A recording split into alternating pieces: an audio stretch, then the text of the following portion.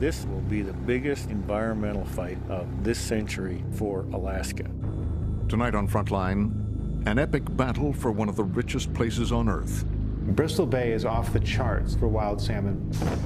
But it is the largest copper and gold resource in North America. Preserve it or mine it? We would be changing a fish and wildlife system into a mining district.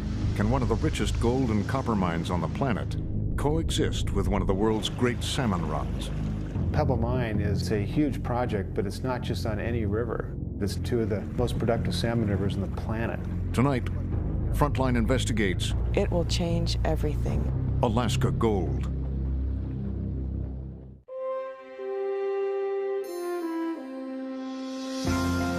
Frontline is made possible by contributions to your PBS station from viewers like you. Thank you. And by the Corporation for Public Broadcasting. Major funding is provided by the John D. and Catherine T. MacArthur Foundation, committed to building a more just, verdant, and peaceful world. And by Riva and David Logan, committed to investigative journalism as the guardian of the public interest. Additional funding is provided by the Park Foundation, dedicated to heightening public awareness of critical issues. And by the Frontline Journalism Fund, with grants from John and Joanne Hagler on behalf of the John L. Hagler Foundation, and Scott Nathan and Laura DeBonis.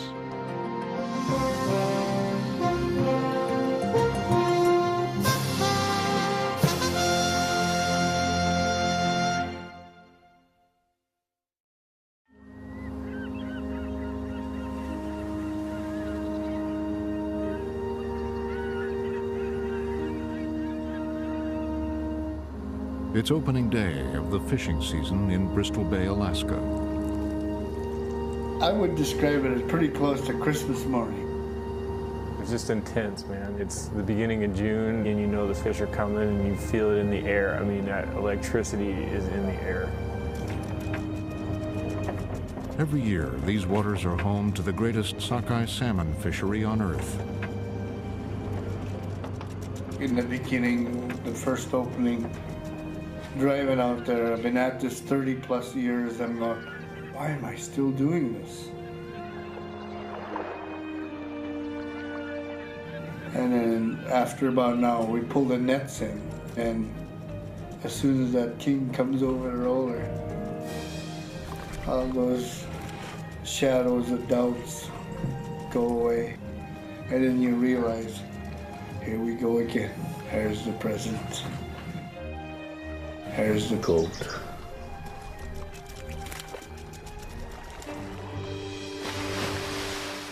Bristol Bay is this just phenomenal resource, this salmon factory that doesn't exist anywhere else on the planet anymore.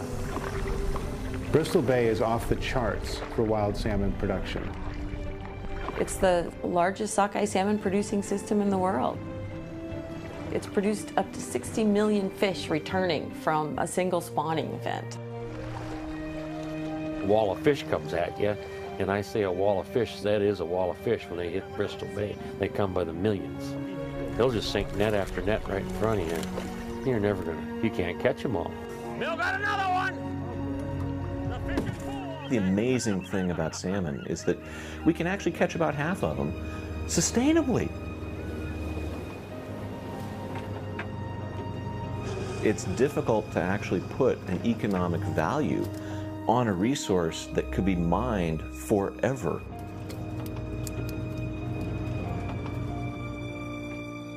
The salmon fishery in Bristol Bay is set in an almost pristine ecosystem, unique in the world. Its waters are fed by a vast network of rivers, lakes, and wetlands, threaded through the mountains and tundra of southwestern Alaska.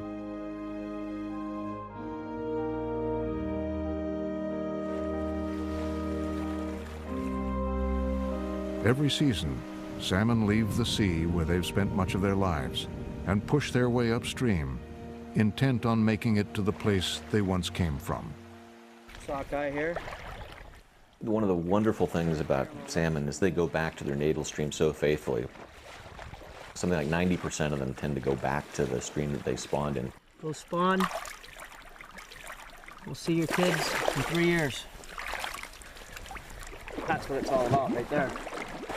Bristol Bay is one of the last really big runs of salmon that we have. It's the last real big river full of red fish.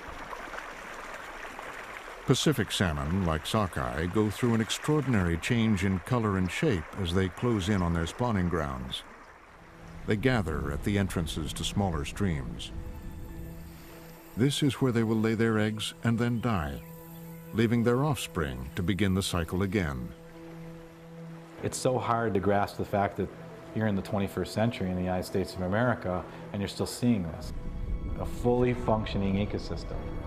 Phenomenal pulses of life moving up these rivers. Wild fish are important because they're beautiful. It's a beautiful species and they're a miracle of nature. But they're important because they're also the food source for everything from bears to caddisflies to eagles to killer whales. And that's what feeds the food webs of the North Pacific, are wild salmon protein, pumped out of the ocean up into the rivers, delivered almost perfectly to every corner of the watershed. Bristol Bay's Great Sockeye Salmon Run is concentrated in several major river systems. Each year, millions of fish swim up rivers like the Nushagak or the Kwijak to get to their spawning streams. It's here, north of Lake Iliamna, between two branches of that pristine watershed, that an extraordinary discovery has been made. For decades, several mining companies have been exploring the area, drilling core samples and mapping an area called the Pebble Deposit. This was in 2007. What we're doing here is infill drilling in Pebble East, meaning we're on the known deposit area. They're putting the rods all the way down as deep as 5,000 feet. So the drill bit can cut the core and then it'll bring it out in these rods. We're now in a stage, very early stage. We're still exploring the deposit. It's a very large deposit. It's the largest contained gold and contained copper concentration in all of North America. It's just incredible. I mean, what an opportunity for a young geologist right out of school to be working on one of the largest copper deposits in the world. It's almost like this is truncating up against this guy. I mean, if you just look at this section here, you say, okay, well, that's 2,500 feet. You know, that's over 2,500 feet of 0.7% copper equivalent. It's just unheard of, and it's amazing. It's a huge system, and as a geologist, it's just an absolute dream. On its website, the mining company has illustrated the extent of the known deposit. It shows more than a half-mile deep of high-grade copper ore. It contains an estimated 80 billion pounds of copper, 5.5 billion pounds of molybdenum, and 100 million ounces of gold. I'd say primarily it's a copper mine with gold, certainly with gold credits, yeah. But it's primarily a copper mine. If, for example, gold was to go to, you know, $5,000 an ounce tomorrow, this would become a gold mine. Just that little section there, this is... If you took the current metal prices in the London Exchange and applied that to the current estimates of metal in the ground, then the value of the deposit for all the metal in the ground that we know of today is in excess of $200 billion. That's why Jim and I get paid such big bucks. It is the largest known copper resource and the largest known gold resource in North America today, and the second largest deposit of its type ever found. I just find the stuff. What they do with it afterwards is, you know, the corporate guys. So. The corporate guys are the Pebble Partnership, an international consortium led by Anglo-American that has assembled mineral leases over 330 square miles of state land. It's this land, braided with creeks and streams, that has become a controversial battleground, with environmentalists questioning whether a mine can coexist with a salmon fishery. The Pebble Prospect lies on the headwaters of two of Bristol Bay's most important salmon-producing systems. Dr. Carol Ann Woody is a fish and wildlife biologist who has been working with the Nature Conservancy.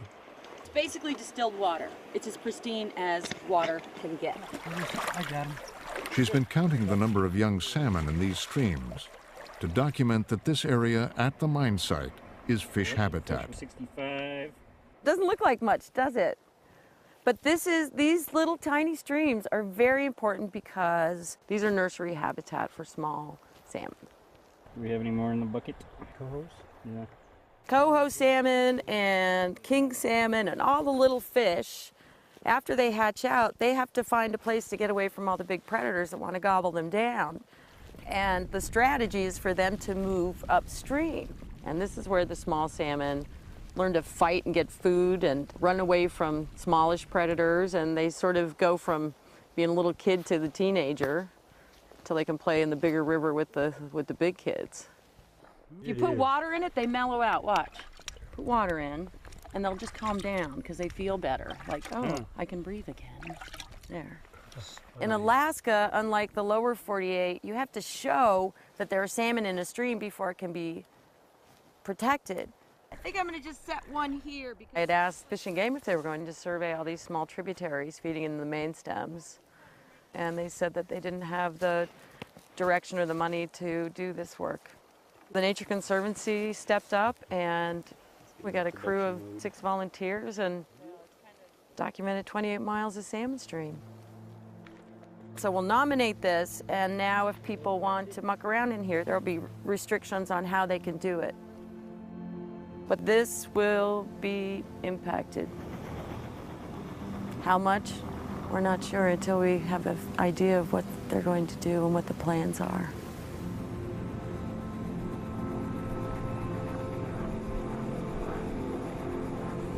The company says it's too early to show real plans, but there are preliminary drawings on file with the Securities and Exchange Commission.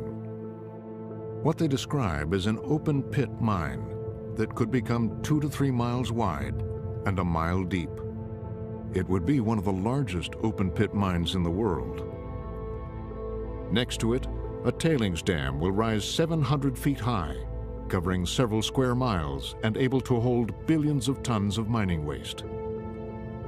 And as mining continues, another tailings dam will be needed. They would be among the largest man-made structures on Earth.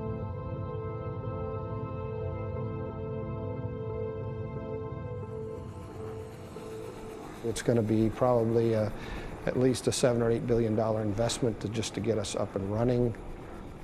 John Shively became CEO of the Pebble Partnership in 2008. His job is to guide the project through the long permitting process. We think the resource probably would last for 100 years or more of mining, but we're not going to try to permit a mine that's 100 years long. This is the valley where the mine would be built, 15 miles from Lake Iliamna. It's a very complicated project. I mean, it's a mine, and a significant size mine. It's an 86-mile road. It's a brand new major port, and it's a power project. Any one of those 4 would require a full environmental impact statement. So making all those pieces fit, both in terms of the environment and then economically and operationally, is not easy. A mine in this area is very complicated. There are a lot of moving parts, and you have to really look at every one of those closely. Ken Taylor is a wildlife biologist who is in charge of Pebble's environmental studies. If we can't coexist with the fishery, then we shouldn't build a mine, because fish are really important to the people out here, and we have focused a lot of our environmental baseline studies on fish and fish habitat. Our water quality studies have been extremely intense, far more than any other mine or oil and gas development project has done in Alaska in the past. Taylor believes that the waters near the mine site are not a very important part of the salmon habitat. The area that we are likely to impact if this mine goes forward is not a very productive part of Bristol Bay in and of itself. It's a very small part of the headwaters that typically freeze solid during the wintertime. Oh, there's a little Jack. Tom Quinn is professor of aquatic and fishery sciences at the University of Washington and a leading expert on salmon and trout. If you were to pick the worst place in the world from the point of view of salmon to have an activity like this, it would be right exactly where they've got it. He has been conducting research on the life cycle of salmon in the Bristol Bay region for 25 years. Or treat 5. There's a tremendous exchange of groundwater and stream water. Water will crisscross back and forth between the Mulchetna and Kvichak river systems in the area precisely where the mine is proposed to occur. So the groundwater is crisscrossing back and forth from one basin to another, and the salmon spawn in that groundwater. So this area is extraordinarily vulnerable to toxins and pollution because the groundwater penetrates so deeply and moves so freely from stream to stream.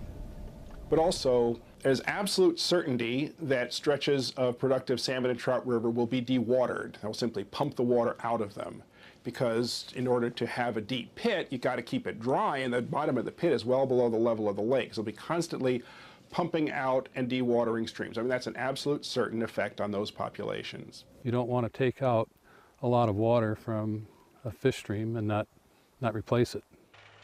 Pebble says that all the water will be recycled back into the watershed. What we want to do is discharge as much surplus water as we can after it's been treated and meets water quality standards. And that's one of the things we have to do under the conservation laws.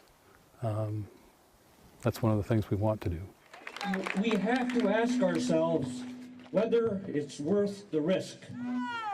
The local fishermen are not convinced. Not no, not just no, but hell no. Don't trust the state of Alaska to tell you whether this mine is good or not. Let your gut tell you. Do you want to roll the dice? The commercial fishermen have joined forces with the environmentalists against the mine. And for many of the Alaska natives, the mine is threatening an ancient way of life.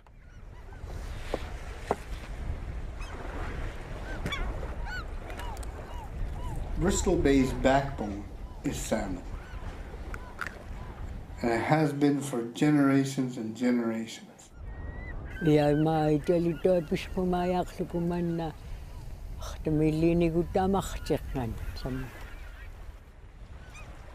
75-year-old Mary Olympic has lived in the Bristol Bay area her entire life. They always tell me, especially my appa,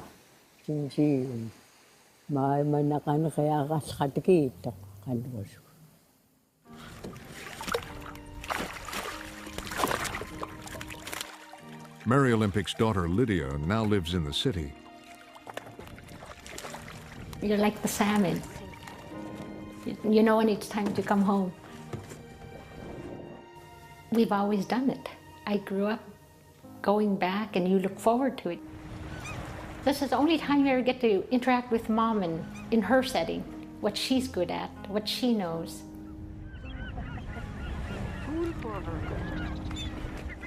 My mom is in better shape than I am. Still goes hunting, whether it's for birds or caribou. It's a small gun. Everyone says, you're not supposed to kill a bear, you know, with that kind of a gun. And she says, why not? This is the 10th bear I killed with this gun. And she says, you need to get close. Most people that don't have jobs rely on subsistence. They live off the land. As soon as salmon season is over, we all start looking forward to picking berries and gathering them for the winter. As soon as that's over, we start looking forward to harvesting caribou and moose. I mean, it's a constant variety of activities that rely on good, clean environment to sustain us.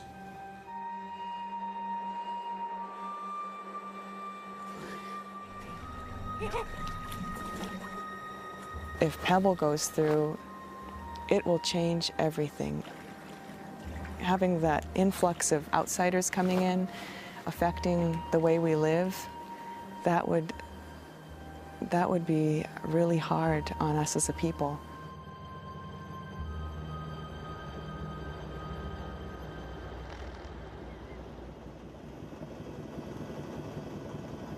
With most Alaskan natives in the region opposed to the mine, Pebble CEO John Shively knows he has an uphill battle.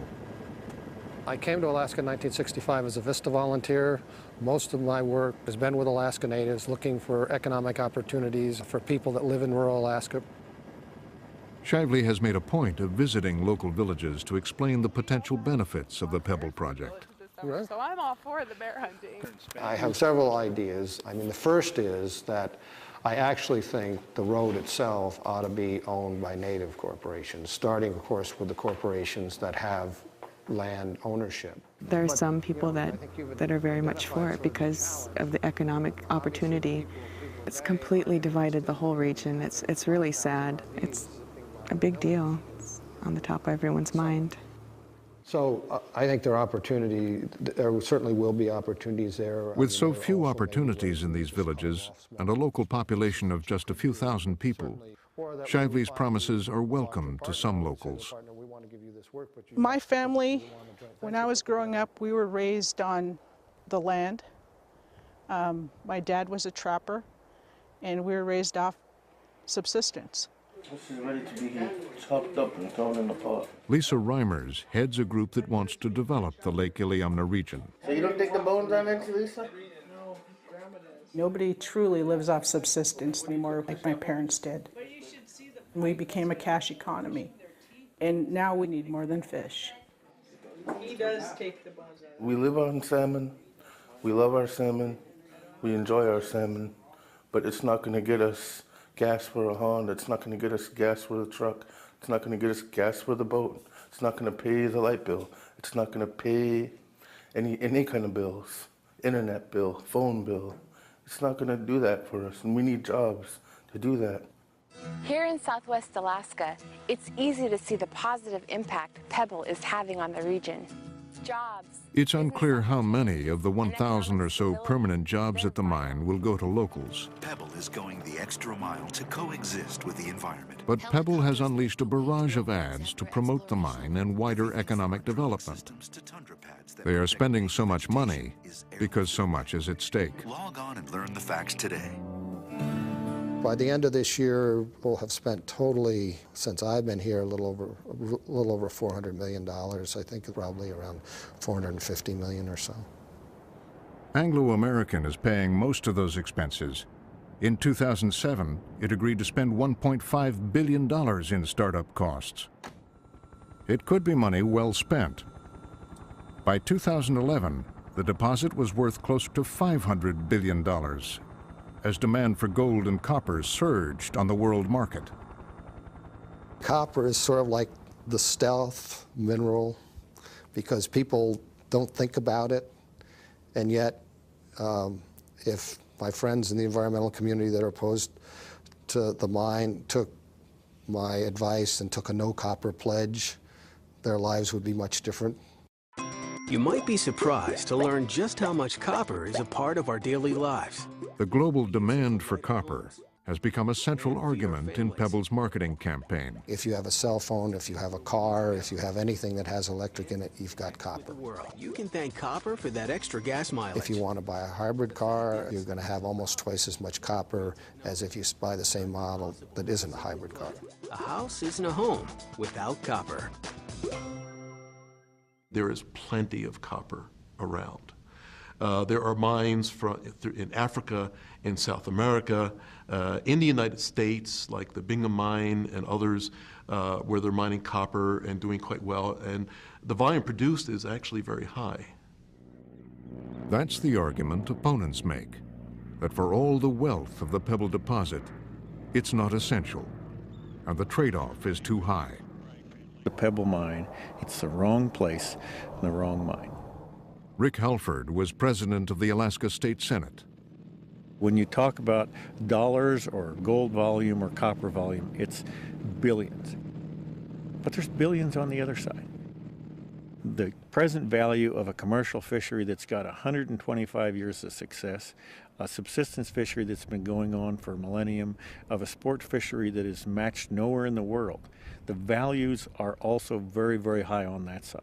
This, I believe, will be the biggest environmental fight of this century for Alaska. Ugly stuff.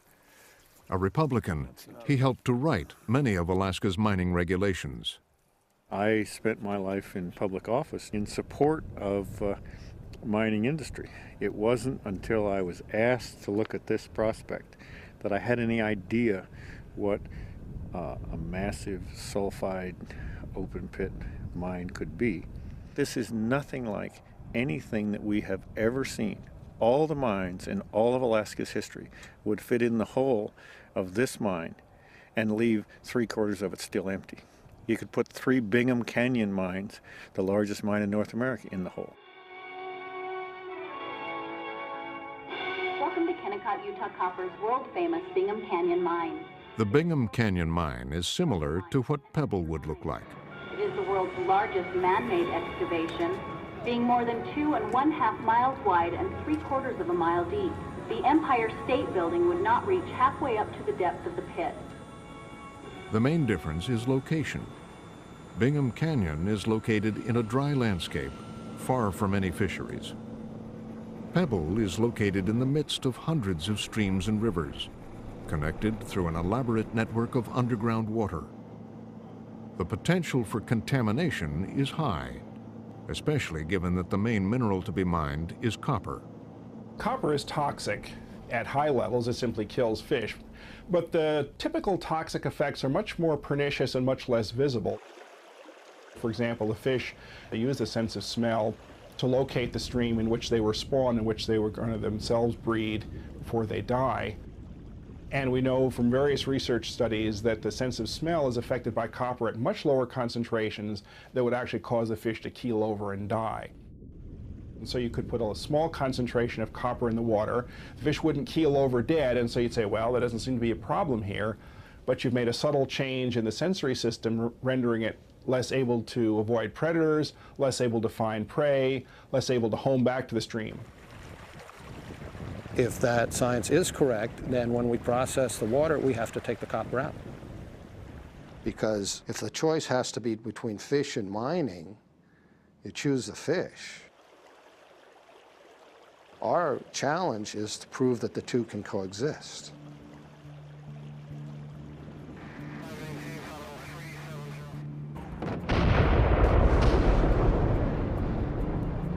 The question of whether or not the two can coexist is directly related to how copper is mined.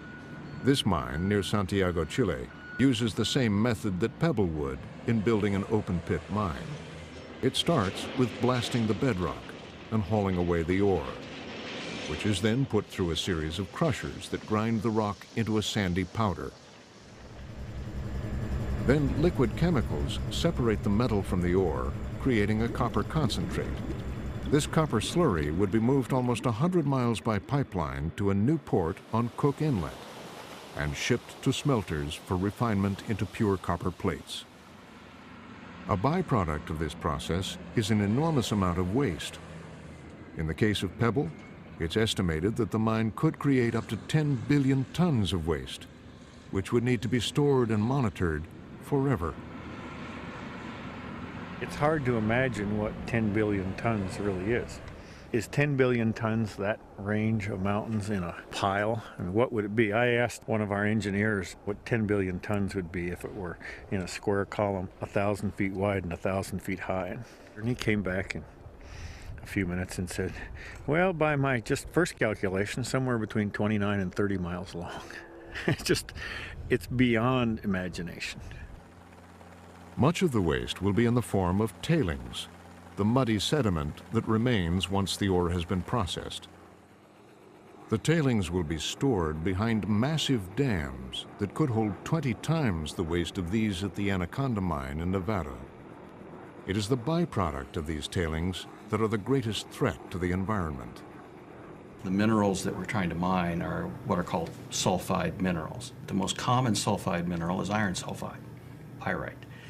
And what happens when you expose pyrite to oxygen and to water is that it breaks down chemically into a weak sulfuric acid.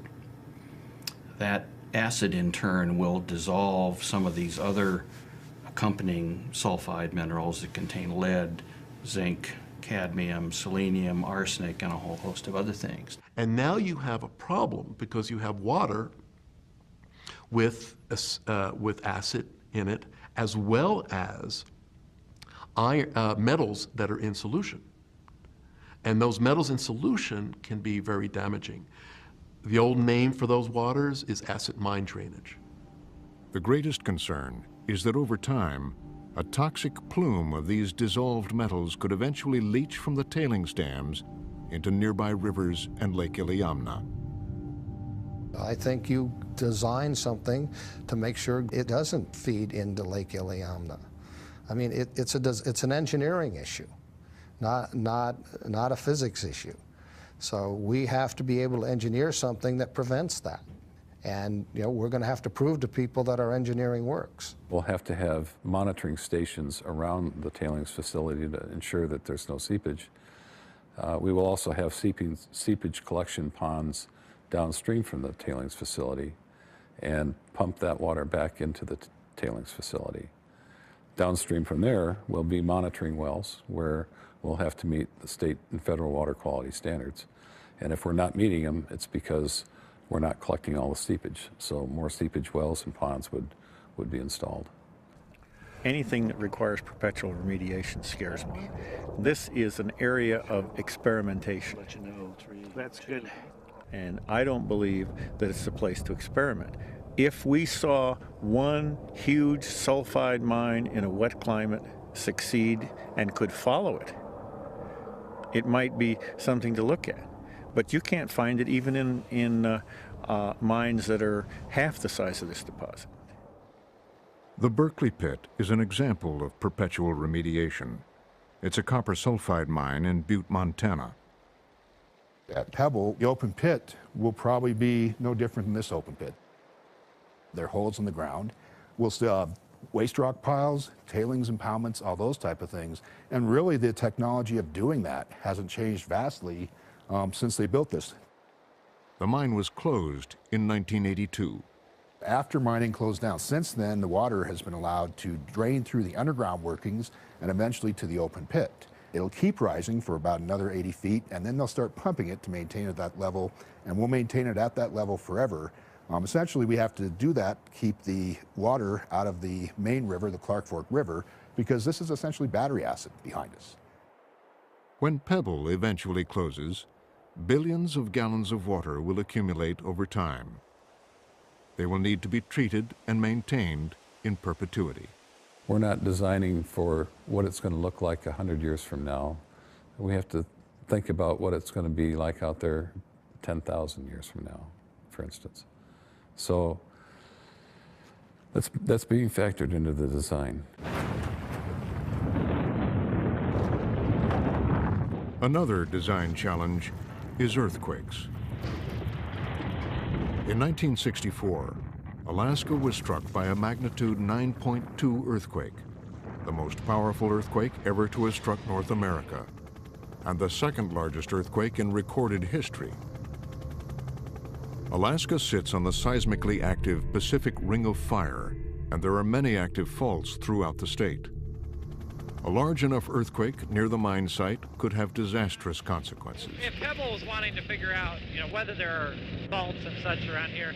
Dr. Brentwood Higman is a geologist and mine opponent who is studying the seismicity around the Pebble deposit. The main concern is the Lake Clark Fault, which the U.S. Geological Survey shows pointing towards the mine site. The U.S. just mapped it as far as the southwest end of Lake Clark, and from there it's about another 15 or 20 miles to the mine site. So that's the big question mark here is what happens in that 15 to 20 miles. Pebble maintains that the fault either terminates or bypasses the mine site. We did a sort of an electromagnetic flying of that fault, and actually it turned out to go in a different direction than people thought it did. So we have mapped that. That fault has not been active for, I think, over 11,000 years. So we really don't think it's the threat. Still, Pebble says they are designing their structures to withstand a magnitude 7.5 earthquake on the Lake Clark Fault. Survey all these little beach features, river features, and so on using LiDAR. But critics like Higman point out that Pebble won't release the more sophisticated mapping data that might support their claims. So if they design a facility with very optimistic ideas about seismic hazards, and it turns out they're wrong, it turns out that there is a big risk from earthquakes, that's exactly the scenario that could lead to a tailings dam failure.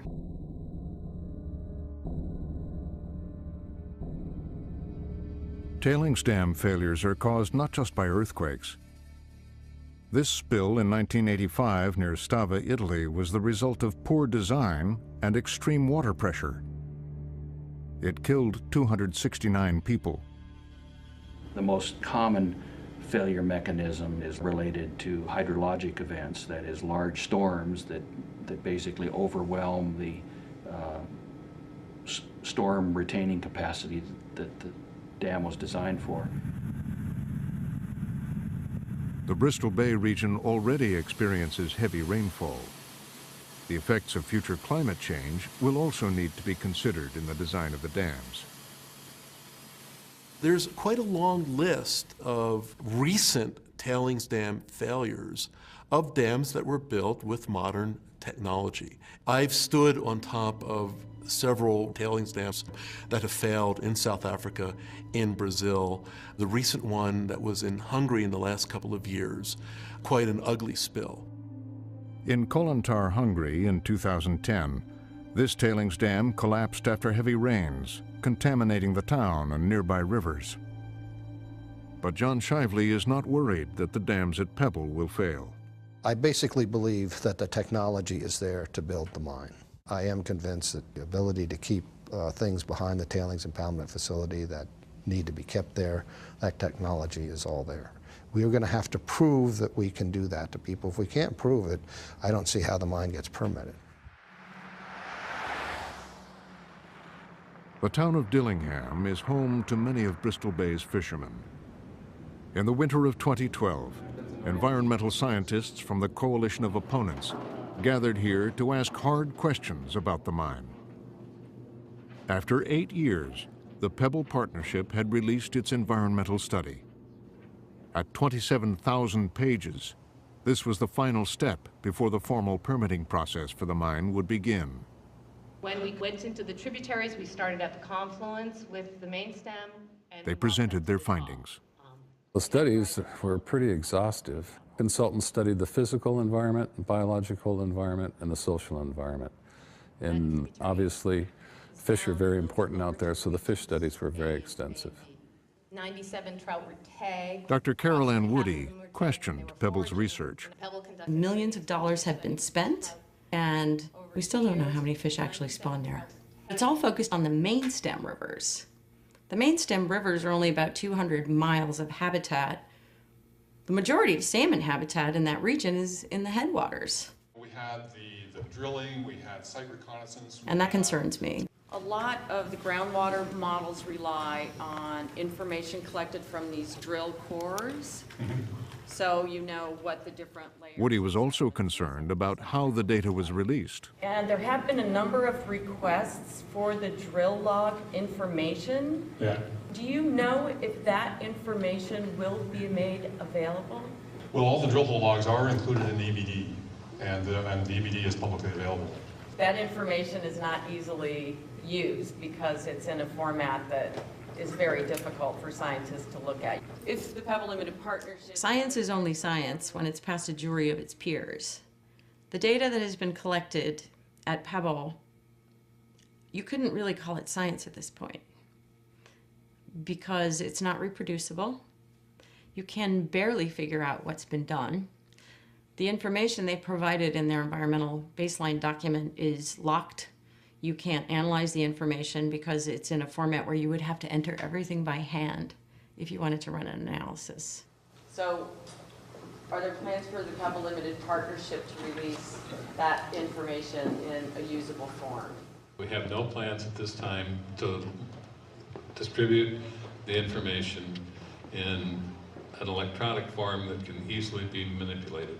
It's not a standard industry practice to even release this information prior to permitting. And I think most of you know I'm retiring in 5 weeks, and whoever replaces me may change that decision, but that's where it is right now. Opponents say difficulty obtaining useful data from Pebble has been an ongoing problem.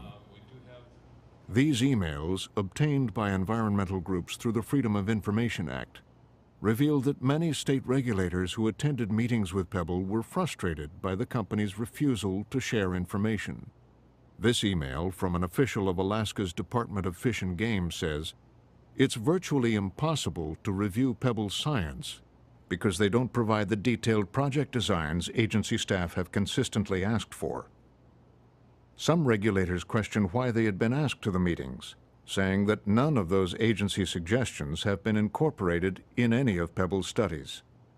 Another official wrote, "This entire process benefits only Pebble's public relations campaign. These meetings are a waste of our time." John Shively's response is, wait for the permitting process.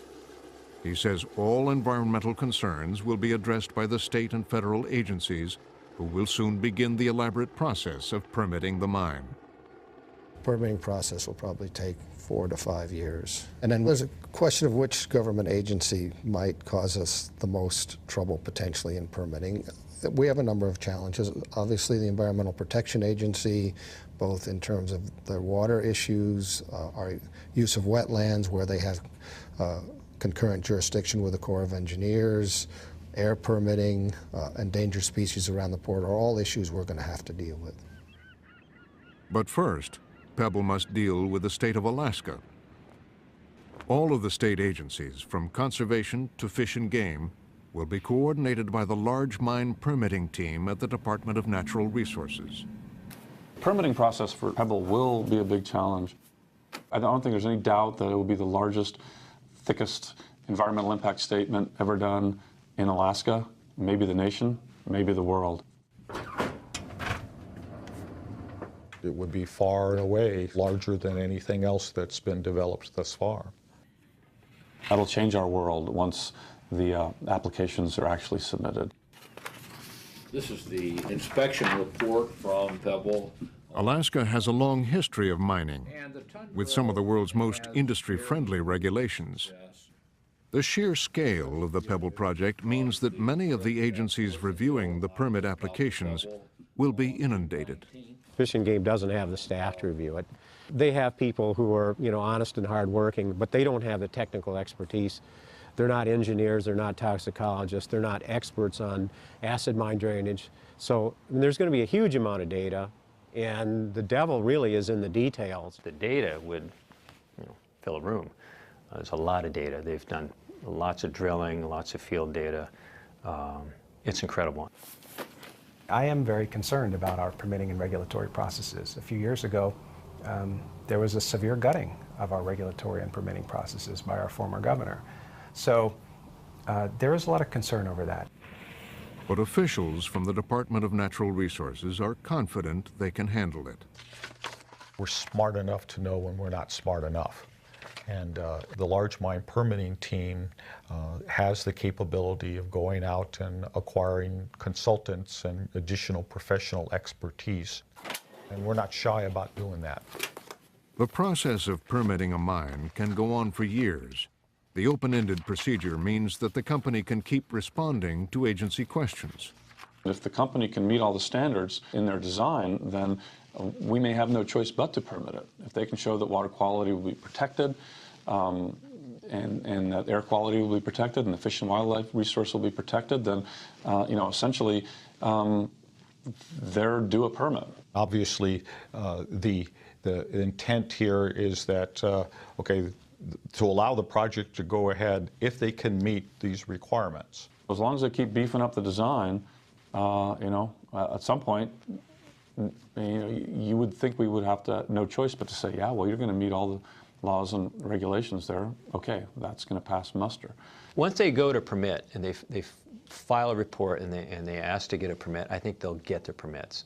I think, the DNR Large Mines Department is going to figure out a way to permit this thing. And they'll have a bunch of mitigating measures and stuff to try to reduce the risk and the impacts, but it'll go to permit once they file.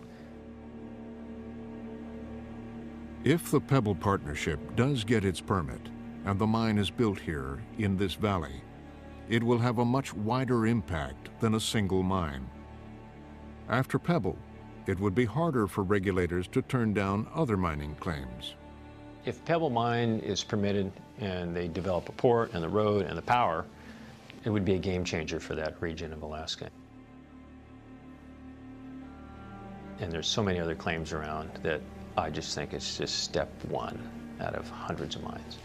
So I would see no end to mining in that district. It would go on for a century or two, probably. It would be a huge and very, very fundamental change in the way of life forever. If this particular mine is permitted, the whole land use in that region would go not progressively, but relatively rapidly to a mining district. And the question is, who has the authority to make that decision? Because there's no specific permit for changing the Bristol Bay region into a mining district. It could become a mining district. Is that good or bad? I mean, if it's done right, I mean, it provides more economic opportunity for the area, and if the fish can survive along with it, it seems to me that that's a positive, because, you know, one of the other criticisms we get is, well, this isn't sustainable, you know, whether it's 30 years or 100 years, this isn't sustainable. Well, if it's a large, long-term district, then it becomes more sustainable. Despite Pebble's assurances that the mine and fish can coexist, opponents fear that if the region becomes a mining district, a way of life that has sustained them for thousands of years could be lost. Our lives are all dependent on our fish and would be completely changed without this wonderful resource. I protest the Pebble Mine. For years, the growing coalition of anti-Pebble groups had known they were fighting a mining consortium with deep pockets and hundreds of billions of dollars at stake. All of us together can make it happen. We have to unite. They also knew that the state of Alaska has never failed to permit a major mine. So a group of native tribes and commercial fishermen decided to look elsewhere for support. 2 years ago, they reached beyond the state to the federal government and petitioned the Environmental Protection Agency to intervene. Under the Clean Water Act, the EPA can investigate and determine whether mine discharge will affect fish spawning and breeding areas. For more than a year, the EPA gathered information about the watershed. Then, in May 2012, their draft assessment was published. It came down hard on the Pebble project, detailing the many risks involved, including a major loss of fish habitat, the high probability of a damaging pipeline break, the catastrophic consequences of tailings dam failures, and the never-ending threat of acid mine drainage. The findings are significant in that the EPA can unilaterally stop the mine. It's outrageous that somebody would stop a project before a project proponent even had a chance to make the plans public. I don't think that's the kind of reputation our country wants to start to get if we want to start to have any kind of investment in large projects. So I think it would set a terrible precedent. The future of the Pebble Mine project took center stage in Anchorage tonight. 400 people showed up, all with In Anchorage, many Alaskans reacted angrily to the EPA's involvement. When the agency called for a series of public hearings to discuss their draft assessment, John Shively wasn't the only one who felt that the federal government was intruding in the state's affairs. What's so offensive is to have the EPA come in without any permit authority and usurping the rights that we have here in our state to go through this process. More than half the speakers objected to the EPA's assessment. Their slogan was "Hands off Alaska." You have just scared away every potential investor to the state of Alaska when it comes to mineral resource development. Dennis McLaren, the EPA administrator for the region, had already come in for criticism. You have built this A-bomb for your anti-development warfare. Alaska's Attorney General had written him a scathing letter, calling the decision to assess the watershed unlawfully preemptive, premature, arbitrary, and capricious. There's been letters exchanged from the state attorney general and so on, and we've replied to that. That's a matter of public record. We believe we do have clear authority under the Clean Water Act to do studies of water quality in watersheds, and we've done them many times in the past. And so this is an example of us gathering good science and being able to use that science in any process that comes from here on forward. The next day in Dillingham, the EPA had another public meeting, attended mostly by Native Alaskans, environmentalists, and fishermen.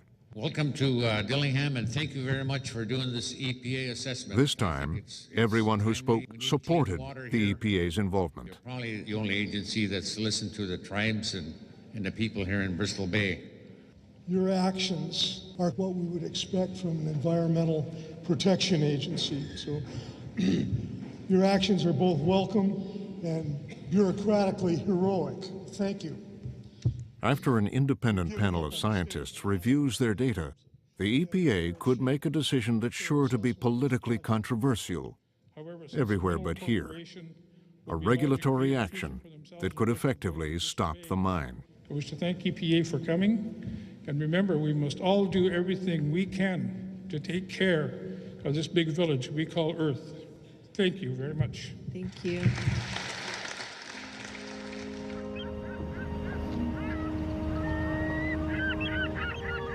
The EPA has not said when they will make that final decision. But whatever the agency decides, legal challenges, political battles, and the debate about the Pebble Mine will be argued for seasons to come.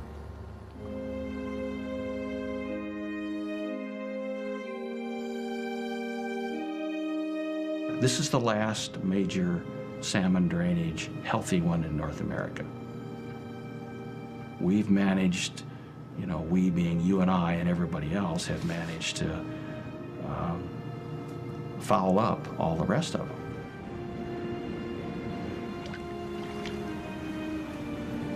Best case scenario would be everything works like they say it'll work.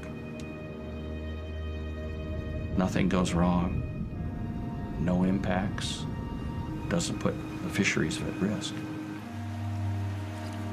But the record of that kind of development in a relatively pristine, functioning salmon ecosystem is very clear. We mess them up. I can't tell you that this mine is going to be a disaster. They can't tell you that this mine won't be a disaster. But I can tell you that from a probability standpoint, it's not a good bet that there won't be problems.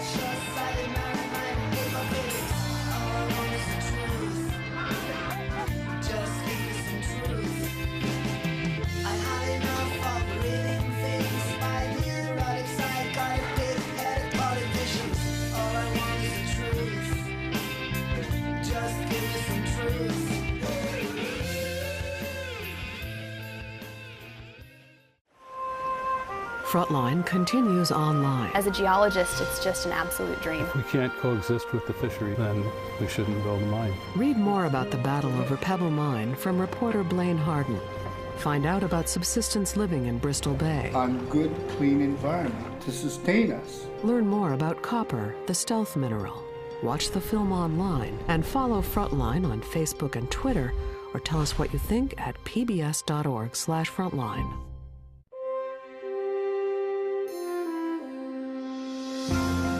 Frontline is made possible by contributions to your PBS station from viewers like you. Thank you. And by the Corporation for Public Broadcasting. Major funding is provided by the John D. and Catherine T. MacArthur Foundation, committed to building a more just, verdant, and peaceful world. And by Reva and David Logan, committed to investigative journalism as the guardian of the public interest. Additional funding is provided by the Park Foundation, dedicated to heightening public awareness of critical issues. and by the Frontline Journalism Fund, with grants from John and Joanne Hagler on behalf of the John L. Hagler Foundation, and Scott Nathan and Laura DeBonis.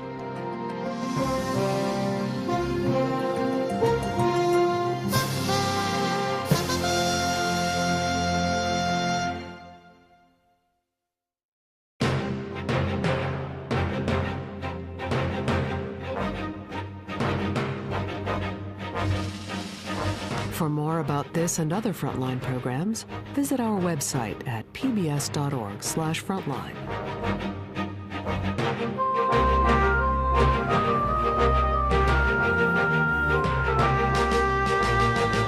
Frontline's Alaska Gold is available on DVD.